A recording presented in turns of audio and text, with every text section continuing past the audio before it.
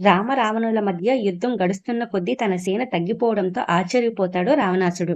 తన కుమారుడు ఇంద్రజిత్తు సైతం యుద్ధాల్లో చనిపోవడంతో బాధపడతాడు, భయపడతాడు. దాంతో పాతాళ లోకానికి అధిపతి అయిన తన బంధువు వైరావణుడి సాయం కోరతాడు. వైరావణుడి నుండి రామలక్ష్మణులకు ఆపద పొంచి ఉందని గ్రహించి హనుమంతుడు వారికి కట్టదిట్టమైన భద్రత కల్పిస్తాడు. అయినా అందరు కళ్ళు కప్పి రామలక్ష్మణులను పాతాళ లోకానికి తీసుకెళ్లిపోతాడు వైరావణుడు.